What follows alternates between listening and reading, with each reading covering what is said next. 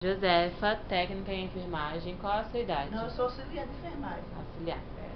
Qual a sua idade? 49. Qual o seu estado civil? Casada. Qual é o nome do seu esposo? Carlos Antônio da Silva. Qual a profissão dele? Ele é estivador, trabalha no Cais do Porto. Você tem filhos? Tem, uma menina. Qual a idade? 10 anos.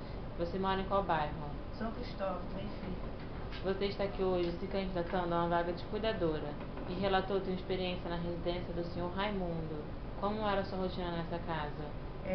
Eu cuidava da mãe dele, né? O que ela tinha? Era velhice mesmo, era idosa mesmo, 88 anos. Você ficou lá por quanto tempo? 2 anos. Por qual motivo que você saiu? Ela faleceu. Você cozinha? Cozinha. Você bebe? Não. Você fuma? Não. Tem disponibilidade para início imediato? Tenho. Tem disponibilidade para dormir no emprego? Pra dormir? Não. Não. Por isso que eu Ok. quero de dia. Só um minutinho. Ok, obrigada.